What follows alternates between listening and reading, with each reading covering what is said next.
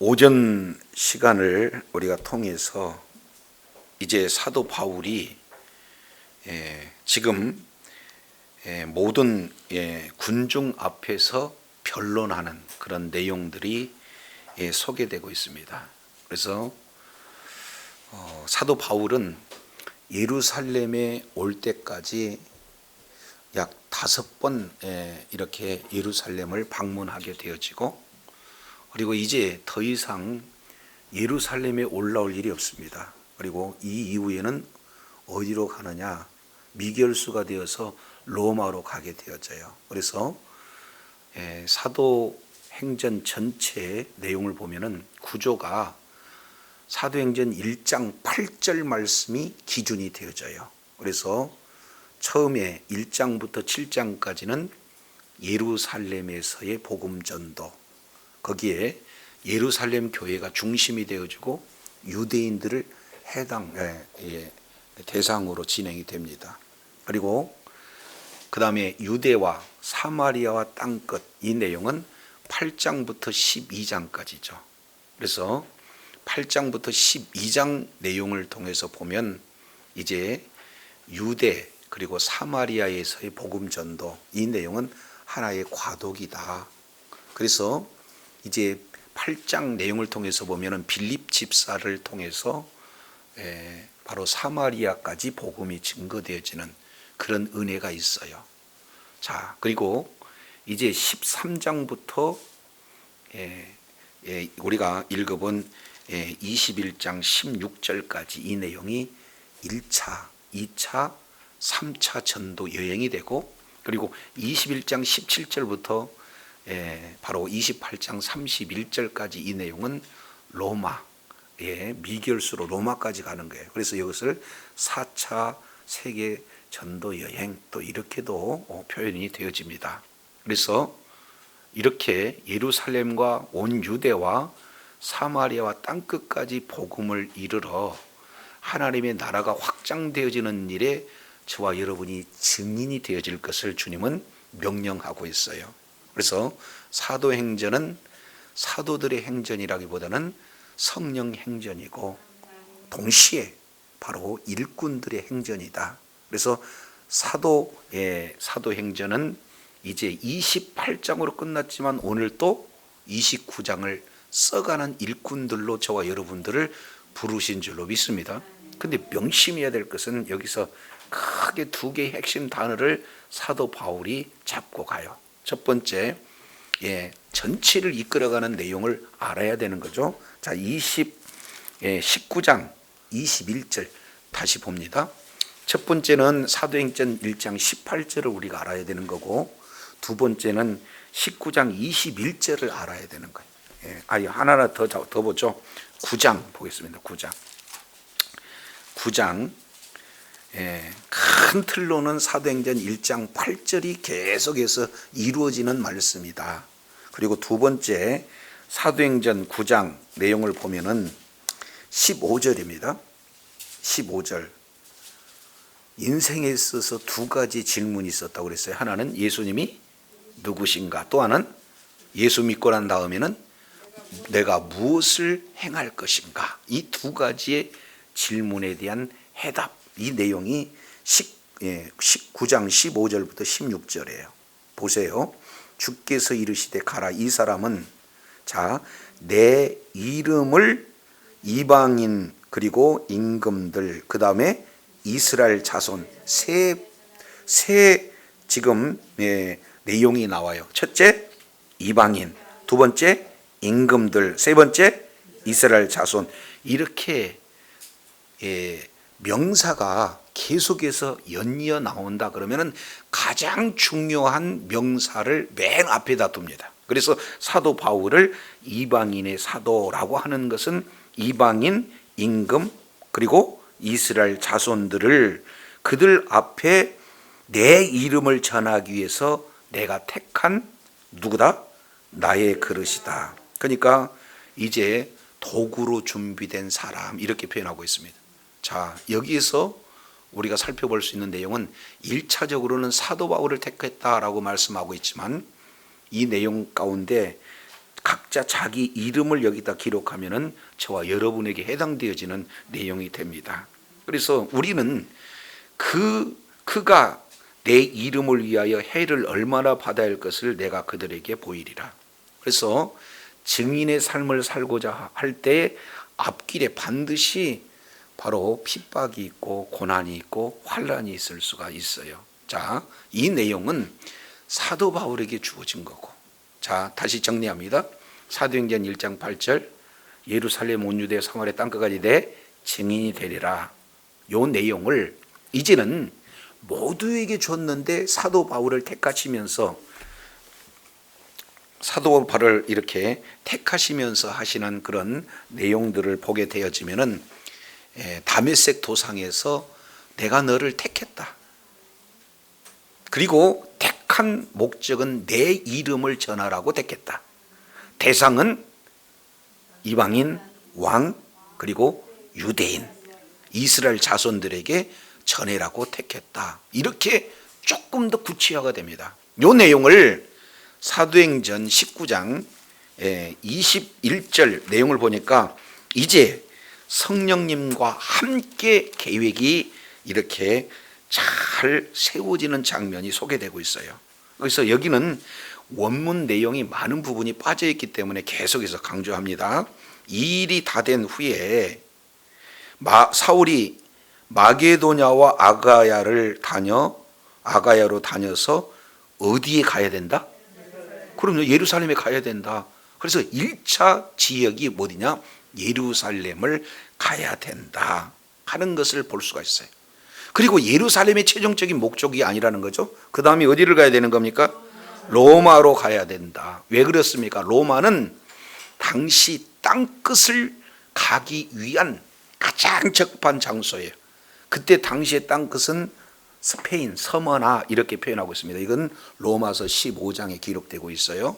그러니까 다시금 예루살렘으로 최종적으로 들어가서 구제헌금을 이렇게 예루살렘 교회에 전달하고, 그 다음에 모든 세계의 나라의 중심이 그때 시대적으로는 로마였어요. 그러니까 로마를 통해야 모든 세계로 다 사통팔달 연결이 되어지기 때문에 로마로 거쳐서 땅끝으로 가고자 하는 내용은 넓게는 사도행전 1장 8절의 말씀을 이루기 위함이고, 조금 더 가깝게는 다메섹 도상에서 하나님께서 이렇게 꼭 집어가지고 명령해 주시는 사도행전 9장 15절 16절 말씀을 이루기 위함이고, 이제는 이것을 여기에 로마로 가야 된다, 예루살렘에 거쳐서 로마로 가야 된다는 이 계획은 원문으로 이게 빠져서 그랬다고 그랬습니다. 엔토 푸뇨마티. 다시 한번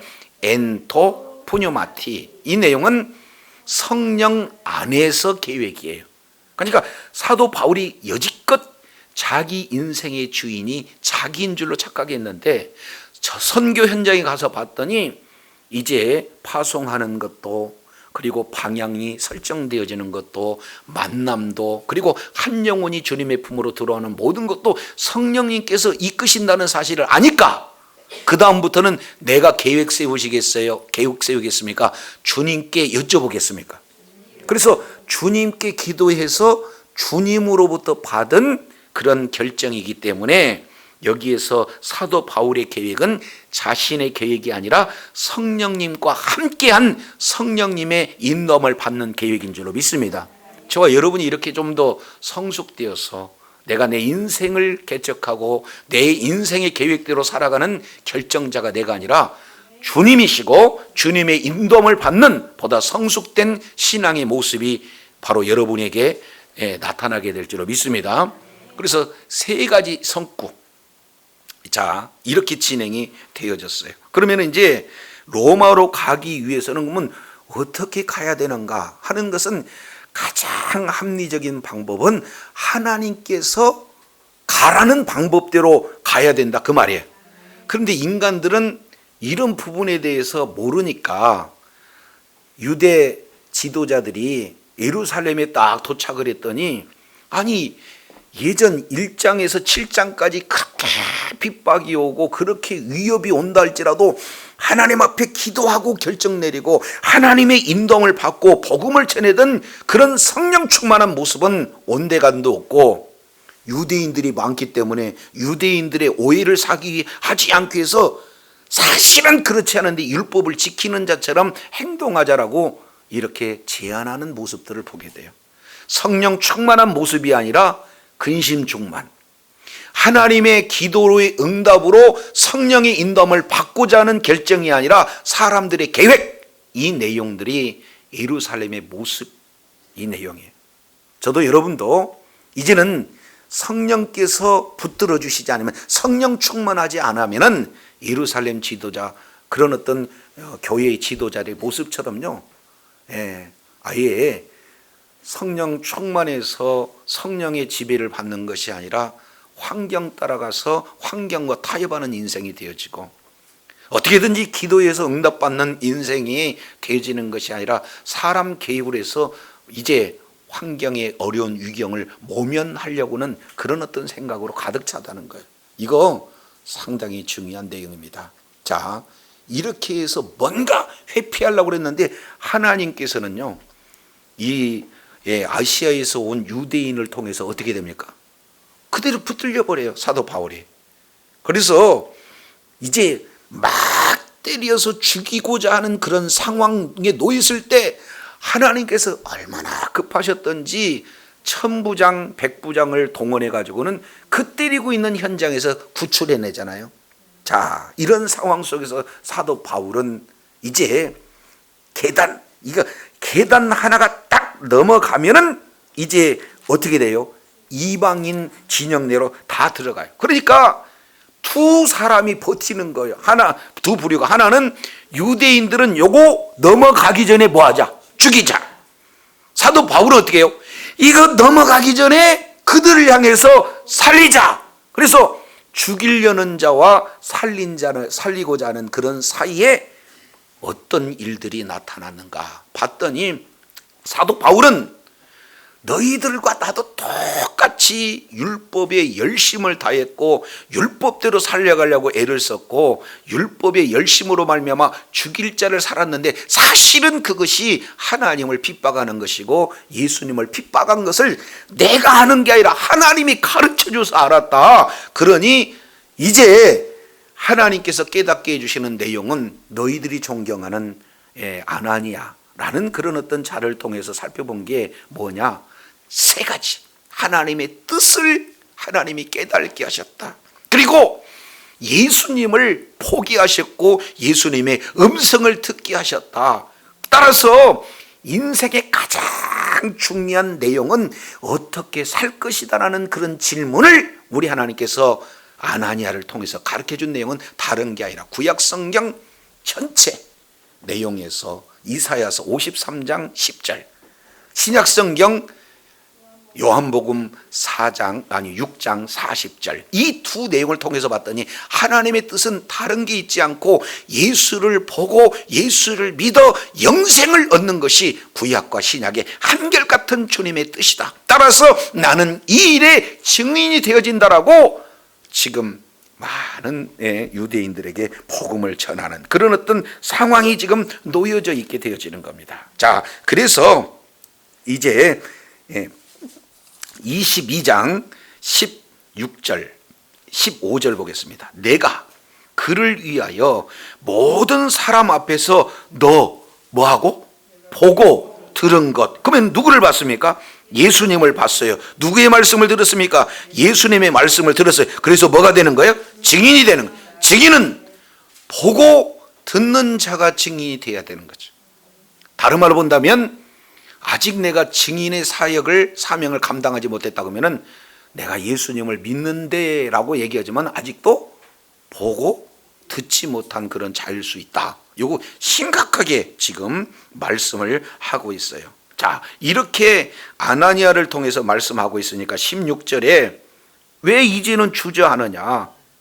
아니, 하나님께서 택하신 이유, 택하신 목적, 이 내용은 하나님의 뜻, 이 하나님의 뜻을 알기 위해서는 예수님을 보고 예수님의 말씀을 들었을 때만이 이런 내용을 안다는 정확한 이유와 목적을 알았으면 뭘 주저해? 1번 세례받고 2번 죄를 씻어야지 라고 누구예요? 아나니아를 통해서 들었던 사도 바울은 어떻게 됐습니까? 바로 순종했어요. 자, 순종한 장면 잠깐 우리 살펴보도록 하겠습니다. 사도행전 9장 내용을 보면은 이렇게 표현합니다. 자, 19절 아나니아가 떠나 그 집에서 들어가서 그에게 안수하여 이르되 형제 사울아 주 곧 내가 오는 길에 나타나던 예수께서 나를 보내어 너로 뭐한다? 다시 보게 하고 성령으로 충만케 하신다. 그러니까 즉시 사울의 눈에서 비늘 같은 것이 벗어서 다시 보게 된지라 일어나 뭘 받았어요? 세례 받았다. 이해가 되시죠? 그러니까 이 상황을 조금 더 자세히 지금 22장에서 말씀을 하고 있는 것을 보게 됩니다. 자, 그랬더니 20절 보세요. 20절 즉시 다시 뭐라고요? 즉시 각 회당에서 예수님이 하나님의 아들이심을 뭐했다? 증인의 삶이에요. 9장 22절 내용도 보니까 사울은 힘을 더 얻어 예수를 그리스도라 증명하고 다메섹에 사는 유대인들을 뭐했다? 당혹하게 했다. 예수님이 누구냐? 하나님의 아들이다. 예수님이 누구냐? 그리스도다 라는 사실을 바로 다메섹 도상에서 부활의 주님을 만나고 난 이후에 즉각적으로 증인의 삶을 살았던 것을 우리가 이제 살펴볼 수 있게 되었죠.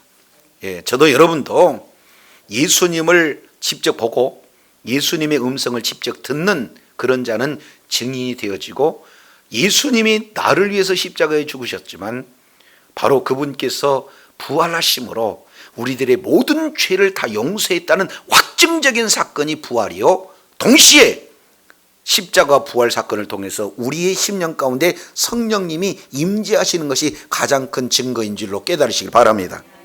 자, 그래서 이 상황을 유대인들에게 쫙 설명하고 있어요. 17절 보겠습니다. 17절 이후에 내가 예루살렘으로 와서 성전에서 뭐 했습니까? 기도했어요. 이때까지만 해도 성전에서 지금 기도할 수 있도록 오픈이 된 겁니다. 그랬는데 황홀한 중에 이제 환상을 하나님이 보여주셨어요. 주께서 내게 말씀하십니다. 속히 예루살렘에서 나가라. 그들은 내게 대하여 증언하는 말을 듣는다 듣지 않는다? 성령님이 구체적으로 지시하셔요. 성령님께 인도함을 받는 삶, 성령 충만한 삶이 사도 바울에게 그대로 적용되는 거예요. 속히 나가라. 속히 예루살렘에서 나가라. 이유는 딱 한 가지. 뭐가 됩니까? 네가 아무리 나에 대해서 증거한다고 그들은 뭐한다? 듣지 않는다. 이런 어떤 내용. 그래서 사도 바울은요, 지금 유대인들 앞에 나 하나님과의 관계가 지금 이런 관계거든. 영성 측면으로서 봤을 때 너희에 뒤지지 않아. 내가 기도할 때 성전에서 하나님을 만나고 내가 기도할 때 성령님께서 나에게 뭡니까? 저기를 말씀을 이렇게 해주시는 그런 어떤 관계다. 이렇게 말씀을 하고 있어요. 자, 그러면서 그러면 왜 떠나야 되는가? 19절 이유를 다시 한번 구체적으로 이렇게 표현을 해주는 것을 보게 됩니다. 왜 네가 말하는 것을 듣지 않을까 하는 내용이 19절에 이렇게 표현이 되고 있습니다. 내가 말하기를 주님, 내가 주를 믿을 때는 사람을 뭐하고? 가두고. 여기에 현재 분사입니다. 그러니까 가두는 일을 한 번 한 게 아니라 계속해서 가두는 일을 사도 바울이 했다는 거죠. 또 두 번째, 회당에서 때리고. 이것도 현재 분사예요. 한 번, 두 번 때리는 게 아니라 만나서 예수 믿는 사람들을 만나기만 하면 어떻게 해요? 만나는 족족 계속 때리는 거예요. 자, 이 일들을 사도 바울 자기가 고백할 때, 이 사도 바울이 이런 일들을 계속 했다는 거죠. 자, 그러면서 20절 보겠습니다. 또 주의 증인 스데반이 뭐 할 때? 피를 흘릴 때. 이 피를 흘린다는 것은 이렇게 스물스물 이렇게 피가 나온 게 아니라 어떻게 돼요? 펑펑 쏟아지는 거예요. 자, 이게 돌로 맞아가지고는 어디 하나 여기 혈관에 꽂히잖아요. 그러면 여기 뭐예요? 막 품어져 나오는 그런 상황이에요. 자, 피가 흘러내릴 때 내가 곁에 있어서 뭐 했어요? 찬성하고, 그 다음에 그 죽이는 사람들의 옷을 뭐 한다? 여기도 세 가지 내용이 잘 보셨어요. 자, 옆에 보시겠습니다. 내가 스데반의 피가 흘릴 때, 요 내용은 미완료 수동태, 여기도.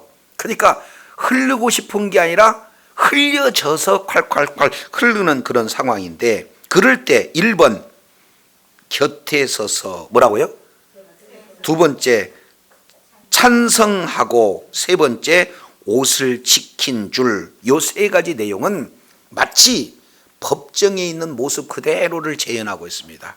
여기서 곁에 섰다, 그 얘기는 사도 바울이 스데반이 순교할 때 검사 역할을 맞았어요. 검사. 뭐라고요? 그리고 동시에 찬성했다, 그 얘기는 본인이 동시에 재판관 역할까지도 감당했어요. 고발하기도 하고, 적극적으로 죽여야 된다고 고발하기도 하고, 아예 판정을 해. 죽어 마땅하다 찬성하기도 하고, 동시에 옷을 지켰다, 이 내용은 감독관 역할까지 다 했어요. 그러니까 검사도 하고 재판관 역할도 하고 감독 역할도 하고, 이때 이 세 가지 역할을 잘할 수 있는 사람은 존경받는 유대인들만 가능해요. 그러니까 지금 사도 바울은 젊었지만 많은 유대인들에게 존경받는 그런 일들을 이렇게 존경받는 사람 가운데 스데반이 있었다, 이걸 보여주는 거예요. 그러니까 이런 자가 가서 가두고 때리고 죽이고, 가두고 때리고 죽이고, 이 일들을 계속 반복하니 이런 사람이 가서 복음 전하면은 아멘 이렇게 될까요? 두려워서 아예 안 들을까요? 그러니까 지금은 때가 아니니 예루살렘에서 떠나서 가라라고 다시 21절 얘기합니다. 자, 21절 시작. 우리 한번 읽겠습니다. 시작. 나더러 또 이르시되 떠나가라, 내가 너를 멀리 이방인에게로 보내리라 하셨느니. 그래서 이제 대상이 누굽니까? 내가, 하나님께서 너를, 사도 바울을 멀리 이방인에게 본다 그러면, 이방인이라고 보다는 요건 뭐냐면 에트노스, 그러니까 만국입니다. 땅끝을 얘기하는 거예요. 이방인 모든 나라에게 이게 하나님께서 보내는 그런 어떤 장면이 소개가 되고 있습니다. 그러면 사도 바울은 내가 이방인에게 복음을 전하는 것은 내 의지로 전하는 거예요? 하나님이 전하라고 하는 명령에 순종하는 일이에요. 그래서 내가 지금 이방인에게 복음을 전했다, 이렇게 말하니까 22절 상황이 갑자기 급반전됩니다. 지금까지 형님들, 아버님들 잘 들으세요. 나는 길리기아 다소에서 났지만 유대 성에 와가지고 유학했고, 내가 가말리엘 문화생에서 율법을 엄한 교육을 받았고 열심으로 있는 자입니다 하고 쫙 동질성을 설명하니까 모두들 다 듣고 있어요. 근데 너희들, 내가 하나님을 핍박한 것처럼 너희들 똑같이 하나님을 핍박하고 있습니다, 이럴 때 이건 못 알아들었는데, 여기서 한 단어가 턱 튀어나와요. 뭐가 튀어나옵니까? 너를 어디에게로 보낸다? 이방인에게로 보낸다. 그러니까 이방인을 보내는 이 내용을 유대인들은 이게 아니 그냥 뭡니까? 발악적인 그런 어떤 반응을 지금 보이는 거예요. 왜 그러냐면 유대인들의 자부심은 나는 이방인하고 다른 그런 구별된 존재라 하는데, 하나님이 유대인을 사랑해야지 이방인을 사랑한다고? 그리고 유대인을 거꾸로 이제 이방인들과 같은 형제로 이렇게 만든다고? 이게 받아들여질 수 있는 내용이에요? 아니에요? 유대인의 사고에서? 그러니까 22절 돌변합니다. 돌변. 자, 22절 잘 보세요. 이 말 하는 것까지 그들이 뭐 하다가? 듣다가. 거기다가 밑줄 쫙 쳐보세요. 대부분 사람들 듣다가 인생들이 많이 있어요. 왜 그러냐면 말아가다가도 부부 싸움할 때 다 들어줍니까? 꼭 싸움이 날 때는 듣다가 끼어들어서 싸움이 더 커집니까? 지금 듣다가 어떻게 돼요? 소리를 지르는데 이 소리를 지르는 내용이 어떻게 되냐면은 지금 죽여라 죽여라 그 내용이다 그 말이에요. 자, 그런데 이런 놈은 세상에서 없애버리자, 살려둘 자가 아니다 하고, 자, 얼마나 분한 마음을 이렇게 진행하든지 23절에 또 세 개가 나와요. 자, 세 내용이 나오는데 23절 보니까 1번 뭐하며? 여기서 떠든다라는 게 그냥 떠드는 게 아니라 외치는 거예요. 저놈 죽여라 저놈 죽여라 하고 그냥 극한 감정이 그냥 이제 뭐 죽이라는 구호처럼 외치는 소리로 나타납니다. 두 번째, 이 분하게 되면 이제 그 다음에 하는 내용이 뭡니까? 예, 가지고 있는 거 막 다 더 옷을 덮어져서 뭐 하는 거예요? 막 던지는 거예요. 일제히 한번 생각해 보세요. 지금 바울은 어떻게 했습니까? 지금 성전에서 지금 이렇게 손 들고 이게 뭐 전하고 있는 그런 상황 아니겠어요? 자, 그러니까 막 옷들을 들어갖고는 피해. 그래도 분이 안 풀리니까 집어 가갖고 던져야 되는데 없으니까 뭡니까? 티끌을 던져. 지금 이게 점점점 강한 그런 격한 반응을 이렇게 점칭법으로 보이고 있어요. 이거 세 동사가 현재 분사입니다. 그러니까 소리를 계속 지르면서 안 되니까 막 뭐래요? 분이 나가지고는 막 옷을 던지고 있는 티끌 다 던지는 이런 상황이 지금 놓여 있다 그 말이에요. 유대인들이 이렇게 이방인이라는 소리 하나, 이 내용이 딱 걸려가지고 이제 발악하는 그런 어떤 상황까지 이제 놓여졌어요. 자, 지금까지 이런 상황에 사도 바울이 헬라어로 했어요? 히브리어로 했어요? 근데 이 천부장은 히브리어를 누가 통역해주면 알아들을는지 모르겠지만 직접 알아들을 못 알아들어요? 그러니까 고귀한 말로 품위 있게 내 형제들에게 전할 기회를 달라고 그랬더니 오케이, 네 인품이면은 내가 허락한다고 그랬더니 조용히 하고 다 이렇게 들고 있는데 갑자기 뭐 하는 거야? 죽여라! 이러고 진행하니까 누가 놀래버려요? 천부장이 놀려버려요. 그래가지고 24절에 뭐라고 표현합니까? 바울을 영내로 데려가라! 이렇게 명령하고 그가 무슨 일로 그에게 대하여 떠드는지 알고자 하여 채찍질하고 뭐하라? 사도 바울이 뭔 죄 졌습니까? 죄 없어요. 그런데 이미 천부장이 지금 아예 그냥 명령을 하고 있는 내용은 재판도 이렇게 정식으로 하지 않고 재판 결과인 형벌을 가하고 있는 거예요. 이게 불법을 자행한 겁니다. 그러니까 조금 더 엄밀히 표현하면 자기 권력을 좀 남용하고 있는 그런 상황에 놓여 있어요. 자, 그래서 25절 구체화합니다. 가죽줄로 바울을 뭐하니? 매니. 자, 패션 오브 크라이스트 내용을 통해서 보면은 예수님을 어디다가 매요? 나무에다가 이렇게 매잖아요. 등짝 딱 이렇게 하고. 그래서 그때 당시에 채찍의 내용은 뭐냐면은 채찍 맨 끝에 쇳덩어리나 아니면은 동물의 뼈나 이런 것이 있어가지고 한번 치면 어떻게 해요? 살점이 툭 떨어지는 거죠. 그러니까 그때 정황에 그런 역사적인 기록물들을 보면은 이 채찍에 맞으면 사망, 살아도 불구, 이런 어떤 내용. 그러니까 될 수 있으면 돈 많은 사람들은 어떤 내용이냐면 돈을 많이 줘서 불구로 사느니 차라리 결정적인 부분을 때려서 죽여라고 웃돈을 줄 만큼 무서운 형벌이에요. 근데 그 형벌을 누가 지금 한다는 거예요? 천부장이 채찍질을 하라는 거예요. 그러면 사도 바울은 최소한 중상, 불구, 그죠? 이런 내용이 됐을 그때의 25절 보세요. 25절. 가죽줄로 가죽물을 매니 바울이 곁에 있는 백부장들한테 이렇게 얘기해요. 너희가 로마 사람 된 자를 뭐도 정하지 않고 죄도 정하지 않고 뭐예요? 채찍질 할 수 있느냐? 이렇게 지금 얘기하고 있다 그 말이에요. 이 현장은 유대인들이 있어요 없어요? 다시 어디로 들어가라?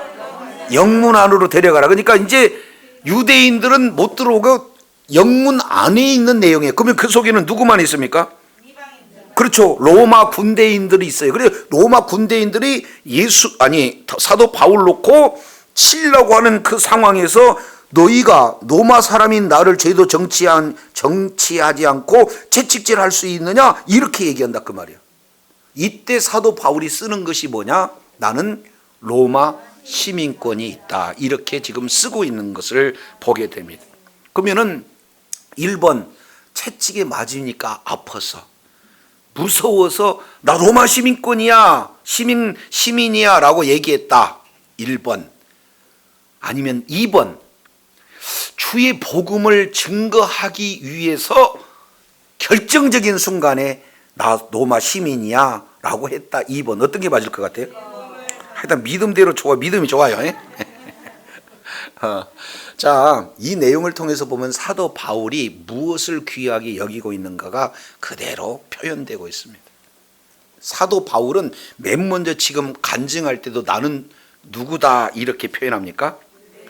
유대인이다. 이것은 유대 교회 사람들한테 공감대를 얻기 위해서 그러는 거고, 사도 바울은 가장 맨 먼저 하는 것은요, 나는 예수 외의 모든 것을 뭐한다? 배설물로 여긴다. 그러니까 나는 그리스도인임을 가장 존귀하게 여겨요, 사도 바울은. 두 번째, 나는 유대인이다. 그리고 세 번째, 나는 길리기아 다소 사람이다. 이해가 되죠? 그리고 맨 마지막에 써먹는 내용이 뭐냐면은 나는 로마 시민이다. 근데 대부분 사람들은 뭐부터 써먹을까요? 근데 사도 바울은 로마 시민권 안 써. 왜 그러냐면 처음부터 로마 시민권 하면은 예수 그리스도, 바로 내가 그리스도인이라는 것이 없어져요. 그러니까 매번 예수님을 전하는데 원칙, 유대인에게 전한다, 이방인에게 전한다, 이런 원칙을 가지고 예수 그리스도를 전하는 그런 일을 맨 먼저 진행하잖아요.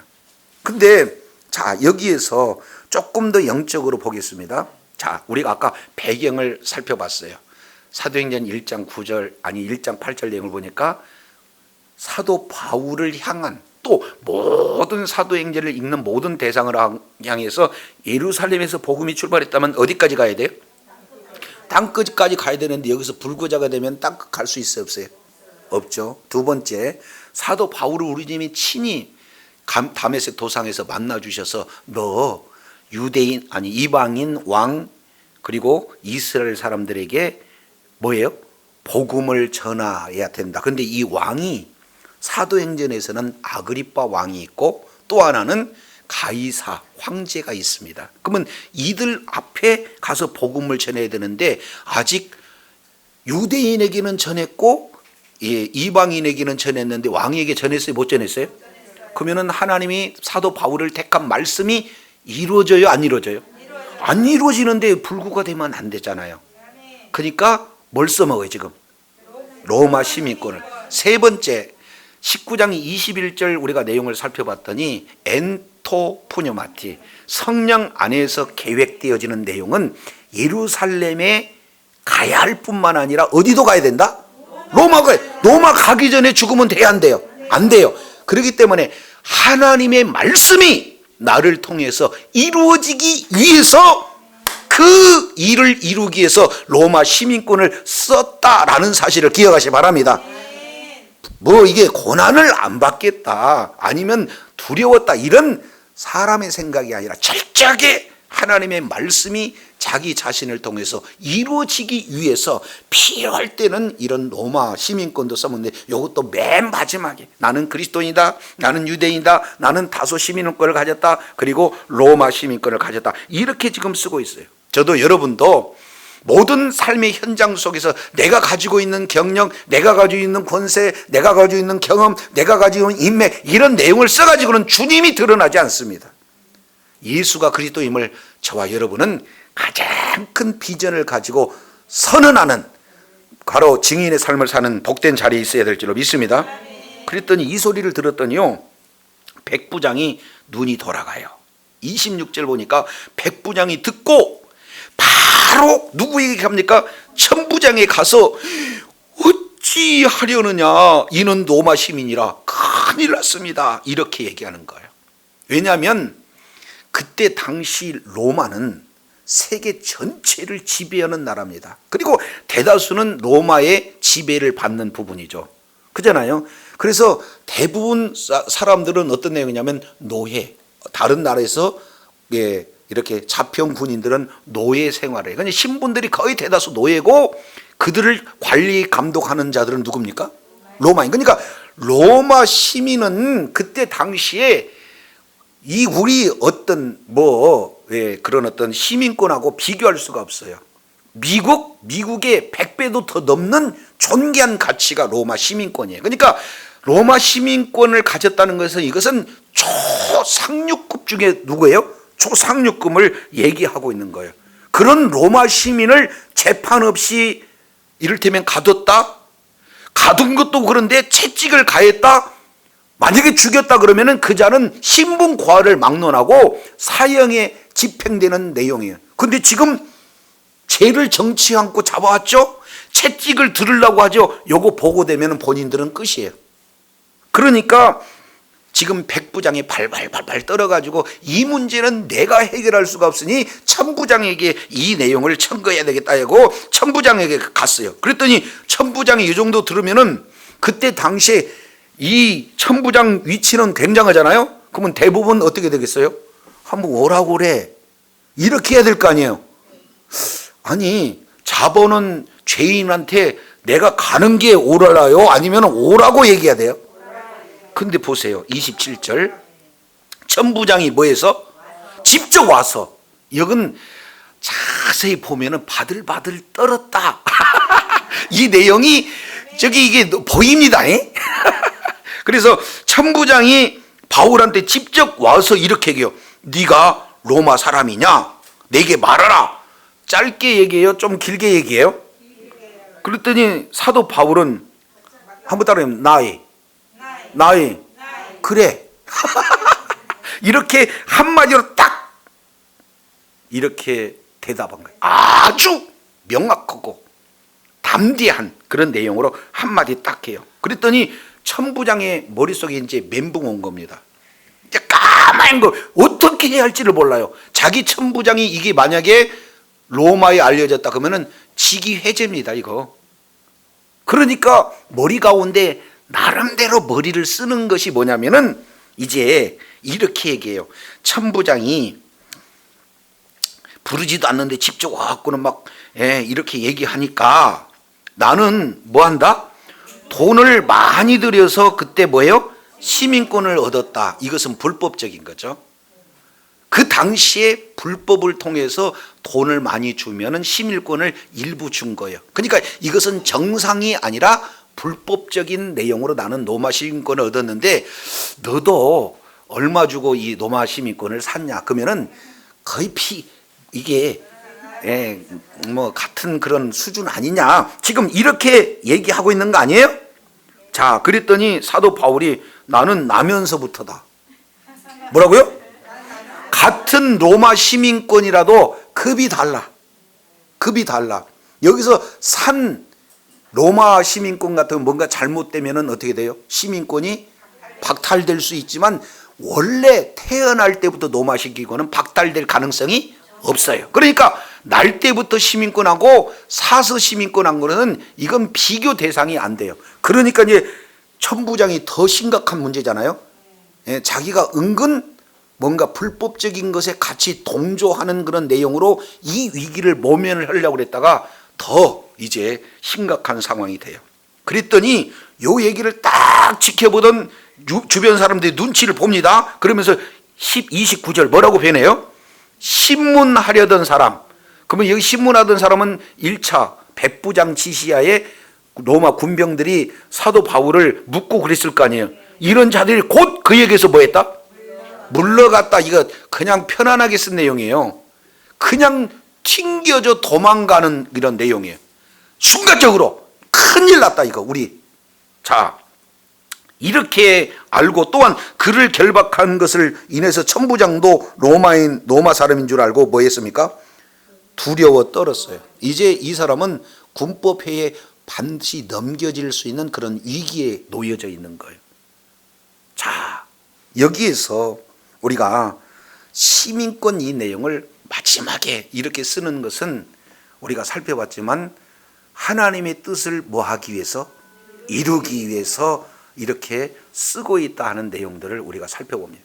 그러면은 결국 이 내용도 누가복음 21장 15절 너희가 이제 공회에 넘겨주거든 무슨 이런 말을 할까 염려할 필요가 없다.